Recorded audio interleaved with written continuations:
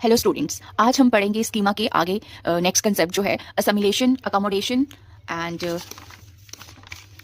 Adaptation, equilibrium. ये सारे concept जो है आज हम वन बाय वन इनको क्लियर करेंगे। ठीक है, तो सबसे पहले हम पढ़ लेते हैं असिमिलेशन जो है वो क्या होता है। ठीक है, असिमिलेशन होता है एडिंग न्यू इन्फॉर्मेशन, और जहाँ फिर हम कह सकते हैं fitting new information into an existing schema. जैसे फॉर एग्जांपल एक बच्चा है, ठीक है, उसने क्या किया, एक डॉग का स्कीमा जो है उसका ऑलरेडी ये बना हुआ है। ठीक है, कि 4 पैर जिसके होते हैं वो क्या होता है, डॉग होता है। ठीक है, तो सिमिलरली फॉर एग्जांपल उसने क्या देखा, काउ देखी, child sees a cow for the first time, he says this is a dog. Why? Because cow also has 4 legs. Here, child is assimilating the cow into the dog schema. तो आपको ये समझ आ गया होगा assimilation क्या होता है। Next हम पढ़ेंगे हमारा accommodation. What is accommodation? Modify previous schema with new knowledge. For example, someone or parents tells the child this is not a dog, this is a cow. जैसे assimilation में बच्चे ने cow को क्या समझ लिया था, dog समझ लिया था। ठीक है, ये चीज थी। देन फिर पेरेंट्स ने बताया नहीं, this is not a dog, this is a cow.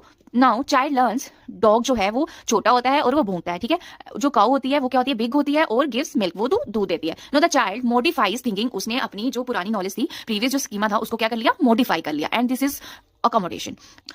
हमने असिमिलेशन पहले पढ़ा, फिर अकोमोडेशन पढ़ा, और अब हम पढ़ेंगे अडेप्टेशन। ठीक है, व्हाट इज अडेप्टेशन? अडेप्टेशन जो है वो होता है process of adjusting to the environment. ठीक है, अडेप्टेशन यानी कि हमने कोई भी इन्फॉर्मेशन ऐड की, ठीक है, जो भी हमारा एग्जिस्टिंग स्कीमा था, और अकोमोडेशन हो गया हमने मॉडिफाई किया previous schema with the new knowledge. ठीक है, फॉर एग्जांपल एडेप्टेशन में हम समझेंगे, जैसे बच्चे ने एनिमल्स के बारे में उसको पूरी फुल नॉलेज हो गया, अडेप्ट कर लिया उसने। ठीक है, फर्स्ट कॉल्स पहले वो कह रहा था कि 4 लेग्स एनिमल्स जो है वो क्या होते हैं, डॉग होते हैं, तो वो क्या हो गया, assimilation. Later he learns the differences यानी कि accommodation.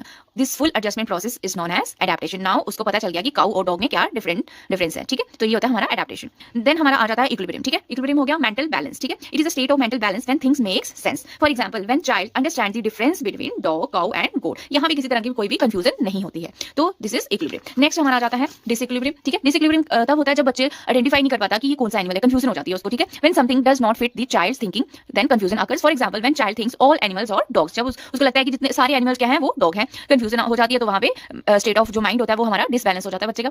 To remove it the child uses accommodation. तो दिस इज व्हाट डिसइक्विलिब्रियम। तो ये बहुत ही इंपॉर्टेंट कंसेप्ट्स हैं पियाजे के। ठीक है, पेपर में पूछे जाते हैं अक्सर, इनको आप अच्छे से पढ़ लेना। ये क्या होता है, मैंने बहुत ही सिंपल और इजी लैंग्वेज में आपको ये समझाया है। ठीक है, आप इसके नोट्स जो है ये बहुत ही सिंपल लैंग्वेज है, इसको आप नोट डाउन कर सकते हो। नेक्स्ट हम पढ़ेंगे स्टेजेस। ठीक है, स्टेजेस हम नेक्स्ट क्लास में करेंगे, तो अभी हम थोड़ा थोड़ा करके पढ़ रहे हैं ताकि आपको अच्छे से समझ आए। नेक्स्ट क्लास में हम इसकी स्टेजेस करेंगे, जो 4 स्टेजेस दी है पियाजे ने। आपको पता होगा कौन कौन सी स्टेजेस है, प्लीज कमेंट करके जरूर लिखिए। Thank you.